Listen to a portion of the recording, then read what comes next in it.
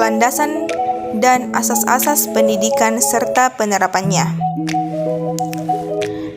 Pada kesempatan kali ini, saya akan membahas tentang materi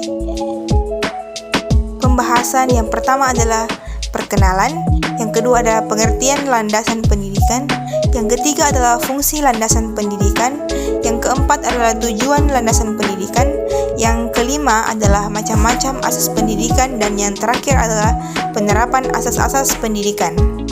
Sebelum memasuki materi, izinkan saya untuk memperkenalkan diri.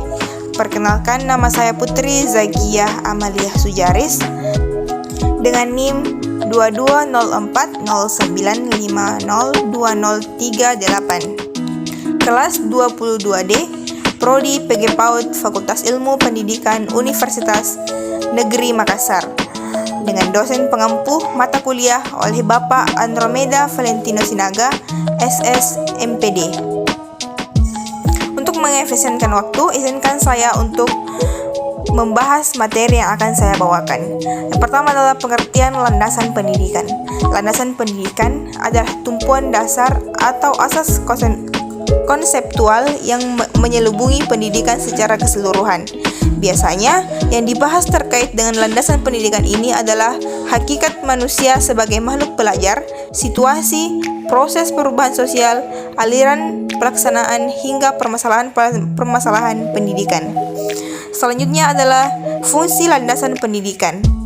Fungsi landasan pendidikan ada 4. Yang pertama adalah sebagai pijakan utama yang kokoh dan adil untuk memastikan keadilan pendidikan seperti dalam landasan hukum pendidikan. Yang kedua adalah barometer utama untuk memastikan kualitas pendidikan yang terarah sesuai dengan kebutuhan dan tujuannya. Yang ketiga adalah landasan perlindungan hukum untuk menjaga keadilan dan kemerataan pendidikan. Dan yang terakhir adalah perlindungan fungsi pendidikan pada pakemnya agar tidak disalahgunakan untuk hal yang buruk. Pembahasan ketiga adalah tujuan landasan pendidikan. Apa saja sih tujuan dari landasan pendidikan?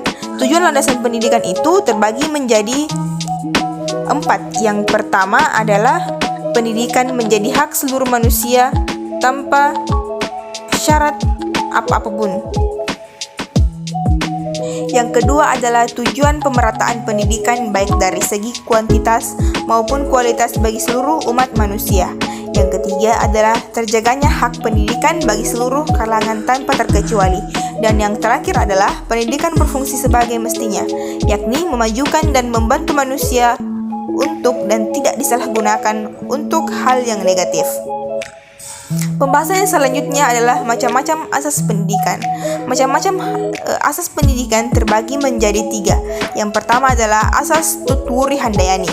Tutwuri Handayani ini merupakan inti dari asas pertama dalam asas 1922 yang menegaskan bahwa setiap orang mempunyai hak mengatur dirinya sendiri dan tetap memelihara persatuan dan kesatuan bangsa.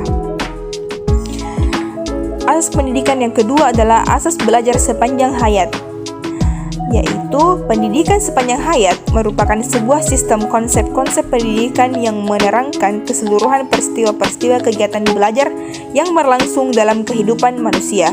Prinsip utama dari pendidikan sepanjang hayat ini adalah setiap tempat adalah sekolah dan setiap orang adalah guru.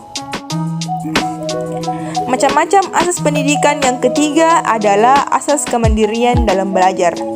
Dalam kegiatan belajar mengajar, sedini mungkin dikembangkan kemandirian dalam belajar itu dengan menghindari campur tangan guru. Namun, guru selalu siap untuk ulur tangan bila diperlukan. Pembahasan selanjutnya yaitu penerapan asas-asas pendidikan. Asas yang pertama yaitu Tutwuri Handayani. Contoh penerapannya dalam kehidupan sehari-hari ialah saat guru mengajar menggunakan metode ceramah atau memberikan nasihat. Ia harus benar-benar siap dan tahu bahwa apa yang diajarkannya tersebut adalah baik dan benar. Ing Madyo Magun Karso, yang berarti di tengah membimbing, memotivasi, dan memberikan semangat. Asas yang kedua yaitu asas belajar sepanjang hayat. Contoh upaya penerapan yang dilakukan adalah pemerintah telah menyediakan fasilitas berupa sarana dan prasarana pendidikan seperti perpustakaan, ruang belajar, serta pelatihan dan keterampilan yang memberikan kebebasan kepada setiap masyarakat dalam meningkatkan ilmunya. Asas yang terakhir adalah asas kemandirian dalam belajar. Dari beberapa contoh penerapannya, asas-asas sebelumnya dapat dilihat bahwa semua penerapan yang dilakukan merujuk pada kemandirian belajar, bahwa setiap peserta didik diberikan kebebasan dalam memilih pendidikan dan keterampilannya secara mandiri sesuai dengan apa yang diminati. Terima kasih. Kurang dan lebihnya mohon dimaafkan. Wassalamualaikum warahmatullahi wabarakatuh.